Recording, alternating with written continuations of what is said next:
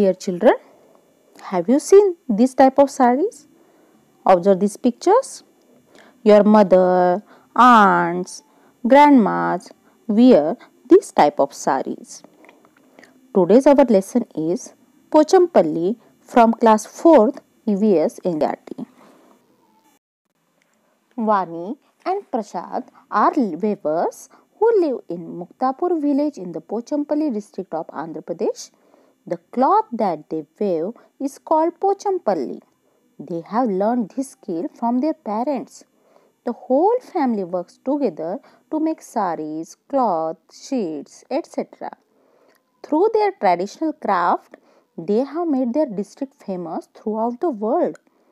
Big shopkeepers give weavers very little money for their saris, but they themselves sell the saris at high prices. That is why many weavers are giving up their family profession and leaving their villages to work in big cities. Dear children, observe this map of India. You can see Telangana state in the given map of India. You have to also take the physical map of India and locate Telangana state like that. Make a border and write down its name also. This is your activity. Dear children, now tell me, who is weaver? Weaver is a person who makes clothes from threads. तो waiver कौन होता है? जो धागों को wave करता है, धागों की बुनाई करके वो क्या बनाता है? एक क्लॉथ बनाता है, कपड़ा बनाता है। देखो आपको पिक्चर में दिखाई दे रहे हैं थ्रेड्स, कलरफुल थ्रेड्स है और इनसे बुनाई करके वेवर जो है कपड़ा बनाता है। देखो आपको पिक्चर में दिखाई दे रहा है थ्रेड्स को यूज करके कैसे कपड़ा बुना गया है, साड़ी बनाई गई है। तो जब कपड़ा बुना जाता है तब उसको डाई भी किया जाता है अलग अलग कलर में। तो what do you mean by dyeing? The colouring of a fabric using natural colours और केमिकल्स इज कॉल्ड डाइंग। तो फैब्रिक को, उस क्लॉथ को कलर देने को बोलते हैं डाइंग।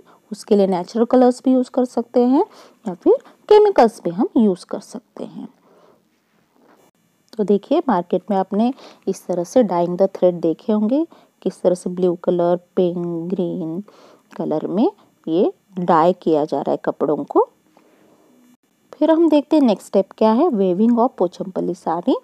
पोचमपल्ली साड़ी कैसे बनाई जाती है? Weaving is done in looms. There are two types of looms, handloom and power loom. तो पोचमपल्ली साड़ी बनाने के लिए लूम यूज किया जाता है और टू टाइप्स के होते हैं लूम। एक होता है हैंडलूम और दूसरा होता है पावर लूम। हैंडलूम मतलब जो हाथों से चल रहा है, जो हाथों से चलाते, बुनाई जो हाथों से की जाती है। और पावर लूम मतलब क्या होता है? जो बुनाई मशीन के द्वारा की जाती है। देखिए आपको पिक्चर में दिखाई दे रहा है weaving of Pochampally power loom. Power loom जहाँ पे आपको राइट टिक दिखाई दे रहा है ये है पावर लूम। तो ये पावर से चलती है, इलेक्ट्रिसिटी से चलती है। Now types of fibres. Natural fibres, those obtain naturally from plants और एनिमल्स। नेचुरल फाइबर्स वो होते हैं जो प्लांट्स और एनिमल्स से हमें मिलते हैं। Example cotton, wool, jute, linen, silk. And man made fibres मतलब जो इंसानों ने बनाए। Those which are made from artificial or synthetic materials. Example nylon, rayon, polyester, terylene. तो जो फैब्रिक आर्टिफिशियल और सिंथेटिक मटेरियल यूज करके बनाया गया उसे बोलते हैं मैन-मेड फाइबर्स। तो there are two types of fibres, natural fibres and man made fibres. Now see, cotton is obtain from cotton plant. Cotton हमें कहाँ से मिलता है? कॉटन प्लांट से मिलता है। Jute is obtain from jute plant. Linen is obtain from flax plant. Wool is obtain from sheep and silk is obtain from silk worm. तो हमें ये अलग अलग धागे कहाँ से मिलते हैं? तो कॉटन हमें कॉटन प्लांट से मिलता है, जूट हम जूट प्लांट से लेते हैं, लिनेन हमें फ्लैक्स प्लांट से मिलता है। देखिए आपको पिक्चर में दिखाई दे रहा है कॉटन प्लांट है ये। और कैसे इसमें आपको कॉटन रुई दिखाई दे रही है ना वाइट कलर की। तो इनसे ही हम धागा बनाते हैं, क्लॉथ बनाते हैं। और जूट प्लांट यूज करके हम जूट बनाते हैं, फ्लैक्स प्लांट से हम लिनेन बनाते हैं। तो इस तरह से हम ये नेचुरल फैब्रिक्स बनाते हैं इनको यूज करके, जो होते हैं natural fabrics. The loom has many needles. The size and number of the needles changes according to the design. The weavers weave the beautiful Pochampalli sarees in bright colors. Through their traditional craft, they have made their region world famous. तो loom में बहुत सारे needles होते हैं और size और number जो होता है नीडल का वो डिज़ाइन के अकॉर्डिंग होता है। और इस तरह से वेवर्स जो है बहुत सुंदर सुंदर साड़ियाँ बनाते हैं जिनका नाम है पोचमपल्ली, जो जिनका कलर जो होता है ब्राइट होता है। और इसी वजह से ये साड़ियाँ जो है फेमस हो गई और इन साड़ियों की वजह से उनका रीजन जो है पूरे वर्ल्ड में फेमस हो गया है।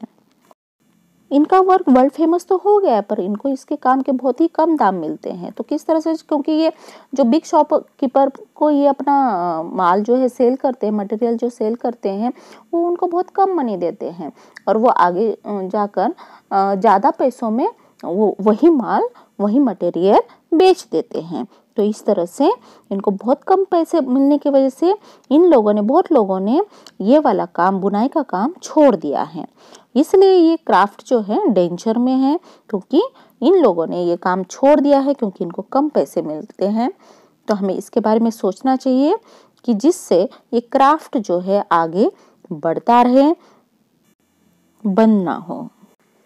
जिस तरह से तेलंगाना स्टेट में पोचमपल्ली साड़ीज जो है बहुत ही फेमस है, तो इसी तरह से और कौन से पॉपुलर सिल्क्स है इंडिया में ये हम देखेंगे। Popular silks of India: Kanjeevaram from Tamil Nadu, Mysore silk from Karnataka, Banarasi from Uttar Pradesh and Pochampally from Telangana. तो ये पॉपुलर सिल्क साड़ियाँ हैं जो हमारे इंडिया में फेमस है। And you have to locate these states in the map of India. The states are Tamil Nadu, Karnataka, Uttar Pradesh and Telangana. Now let us see the traditional art and craft of India. तो कौन से traditional art and craft? Madhubani painting, Warli painting, pottery, carpet weaving, wood craft. These are the traditional art and craft of India. Let us observe the given pictures. First one is Madhubani painting. Second one is carpet weaving. Third one is pottery. And fourth one is wood craft. तो देखिए हमारे India में कितने सुंदर सुंदर art and craft बनाए जाते हैं, किए जाते हैं। और देखिए हमारे इंडिया में क्या क्या फेमस है। पश्मीना शॉल्स है, खादी है, चंबा रुमाल है। तो ये सारी चीज़ें हमारे इंडिया में हाथ से बनाई जाती है, हाथ से बुनी जाती है। Now let us see the steps involved in weaving from thread to sari. तो किस तरह से धागों से साड़ी बनती है ये स्टेप्स हम देखेंगे। Buying the silk thread bundles from the market, this is the step 1। Silk thread के बंडल्स हमें मार्केट से खरीदने पड़ेंगे। Washing the silk thread in warm water to remove dirt and stains। फिर उन सिल्क के धागों को हल्के से गर्म पानी में आपको भिगा के रखना है, वॉश करना है, जिससे उस पे जो डर्ट या स्टेन्स, दाग धब्बे जो लगे हुए हैं वो निकल जाए। Dyeing the thread with bright colours, फिर उनको डाई करना है किसी भी ब्राइट कलर से। Drying the thread in the sun, फिर उनको धूप में सूरज की रोशनी में सुखाना है। Rolling the thread into bundles, फिर उनके सूखने के बाद उनके बंडल्स बना के रखने हैं। Now next step is putting the thread on the loom, फिर उन धागों को लूम पे डालकर हमें बुनाई करनी है और इस तरह से हमें वेविंग द साड़ी मीन्स हमें साड़ी बुननी है। तो first step is buying the silk thread bundles from the market. Second is washing the silk thread in warm water to remove dirt and stains. Third is dyeing the thread with bright colors. Fourth is drying the thread in the sun. Fifth is rolling the thread into bundles. Sixth is putting the thread on the loom. And seventh is weaving the sari. Hope you understand this lesson very well. Complete the given activities. Okay students, bye. Take care. Thanks for watching.